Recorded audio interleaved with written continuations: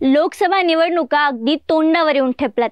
पहिल्या टप्प्यातील जे मतदान होणार आहे यामध्ये महाराष्ट्रातील गडचिरोली चिमूर या लोकसभा मतदारसंघाचा समावेश आहे। त्यामुळे या व्हिडिओत आपण याच लोकसभा मतदारसंघाबद्दल बोलणार आहोत। यामध्ये या लोकसभा मतदारसंघाचं गणित काय आहे, त्याचा इतिहास काय आहे, तेथील उमेदवार कोण आहेत आणि खासदारकीच्या निवडणुकीच्या रिंगणात पहिल्यांदाच उतरलेले नामदेव किरसान हे अशोक नेते यांना टफ फाईट देऊ शकतील का, किंवा अशोक नेते यांची यंदा गडचिरोलीमध्ये हॅट्रिक होऊ शकते का, या सगळ्याबद्दलच आपण बोलणार आहोत। नमस्कार, मी संजना, तुम्ही पाहताय टीओडी मराठी। अर्थात आधी आपण गडचिरोली मतदारसंघाबद्दल जाणून घेऊयात।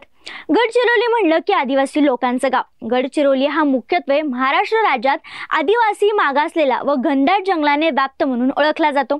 हा अतिदुर्गम डोंगरदऱ्याने व्याप्त आणि अविकसित असून जास्तीत जास्त क्षेत्र जंगलाने वेढलेला नक्षलग्रस्त जिल्हा म्हणून देखील याची ओळख सांगितली जाते आणि त्यामुळेच हा मतदारसंघ अनुसूचित जमातींसाठी राखीव आहे।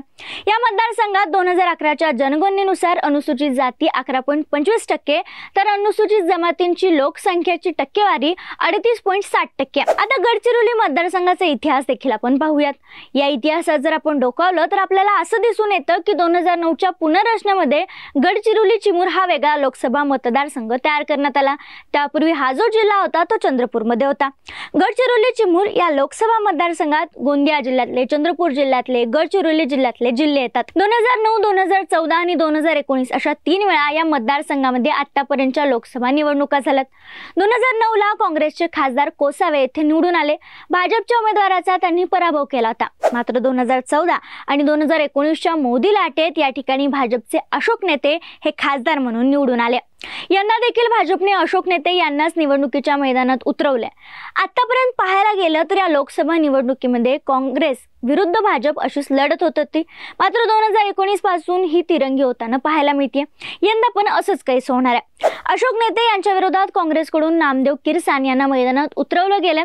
खरं तर 2014 आणि 2019च्या जेव्हा निवडणुका लागल्या होत्या तेव्हा किरसान यांनी काँग्रेसकडे लोकसभेसाठी तिकीट मागितलं होतं। मात्र त्यांना ते नाकारण्यात आलं आणि त्याऐवजी नामदेव उसेंडी यांना दोन्ही वेळा उमेदवारी देण्यात आली। पण दोन्ही वेळेला नामदेव उसेंडी यांचा पराभव झाला। असं असलं तरी नामदेव किरसान यांनी कधीही बंड केला नाही किंवा काँग्रेस विरोधात कोणतीही भूमिका घेतली नाही। त्यांनी या अख्ख्या वर्षामध्ये सगळा मतदारसंघ पिंजून काढला, अनेक लोकोपयोगी कामं देखील केली आणि याचंच फळ, त्यांच्या निष्ठेचं फळ म्हणून काँग्रेसकडून त्यांना उमेदवारी जाहीर करण्यात आली।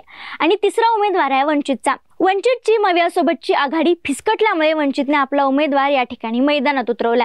हितेश माडवी यांना मैदानात उतरवलं गेलं। 2019 ला देखील या ठिकाणी वंचितचा एक उमेदवार होता आणि या उमेदवाराला तब्बल 1 लाखापेक्षा जास्त मतं खाल्ली होती। आता या सगळ्यामध्ये गडचिरोलीच्या मतदारसंघाचं गणित देखील आपण पाहूयात। गोंदिया जिल्ह्यातील आमगाव विधानसभा मतदारसंघात सहस्राम कोरोटे हे काँग्रेसचे आमदार आहेत। ब्रह्मपुरीमधून विजय वडेट्टीवार हे काँग्रेसचे विरोधी पक्षनेते आणि आमदार आहेत। आरमोरीमधून कृष्णा गजबे हे भाजपचे आमदार आहेत। गडचिरोलीमधून देवराव होळी हे भाजपचे, चिमूरमधून भाजपचे बंटी भांगडी आमदार आहेत। अहेरीमध्ये धर्मराव बाबा आत्राम आमदार आहेत जे अजित पवार गटात आहेत। आता 2019च्या निवडणुकीवर देखील आपण नजर टाकूयात। 2019च्या निवडणुकीवर देखील नजर टाकल्यास आपल्याला बघायला मिळतं की भाजपचे अशोक नेते विरुद्ध काँग्रेसचे नामदेव उसेंडी यांच्यात ही लढत झाली होती। यावेळी अशोक नेते यांना 5,19,968 मतं मिळाली होती, तर काँग्रेसचे नामदेव उसेंडी यांना 4,42,442 मतं मिळाली होती। रमेश कुमार गजबे हे देखील वंचितकडून उभे राहिले होते आणि यांना 1 लाखापेक्षा जास्त मतं मिळाली होती। अर्थात ज्या काही 9-10 ठिकाणी वंचितमुळे काँग्रेस आणि राष्ट्रवादीला धक्का बसला होता त्यामध्ये गडचिरोलीचा देखील समावेश होतो। जर हीच 1 लाख मतं वंचितऐवजी काँग्रेसच्या उसेंडी यांना मिळाली असती तर सध्या काँग्रेसची सत्ता गडचिरोलीमध्ये पाहायला मिळाली असती। वंचितचा फॅक्टर या ठिकाणी यावर्षी इतका महत्त्वाचा ठरू शकेल का, यात शंका आहे। कारण यावेळी वंचितने हितेश मांडवी यांना उमेदवारी दिली आहे, पण हितेश मांडवी हे राजकारणात जास्त सक्रिय नसल्यामुळे वंचितचा उमेदवार या ठिकाणी 2019 सारखा करिश्मा दाखवू शकेल का याबद्दल स्पष्टता नाही आहे। त्यामुळे यंदा किरसान विरुद्ध नेते अशीच लढत गडचिरोलीमध्ये होणार आहे। आता या सगळ्यामध्ये नवखे असे किरसान फाईट देऊ शकतील का, तर आता बघा, विषय असा आहे की अशोक नेते हे 2 टर्म गडचिरोलीचे खासदार राहिलेत। आदिवासी समाजाच्या प्रश्नाची जाण असलेले राजकारणी म्हणून त्यांची ओळख आहे। एक सामान्य कार्यकर्ते ते होते आणि म्हणूनच त्यांना प्रसिद्धी आहे। 2019च्या तुलनेत त्यांची मतं बघायला गेल्यास यावेळी नवखे असे नामदेव किरसान अशोक नेते यांना फाईट देऊ शकतील का, हे पाहणं देखील महत्त्वाचं आहे। नामदेव किरसाने यांच्या राजकारणाकडे किंवा त्यांच्या जमेच्या बाजूकडे बघायला गेल्यास 18 वर्ष वर्ग 1 चे प्रशासकीय अधिकारी म्हणून त्यांनी काम केले। त्यानंतर नोकरी सोडून ते राजकारणात सक्रिय झाले। भाजपच्या 3 कृषी कायद्याच्या विरोधात त्यांनी प्रचंड लढा दिला होता।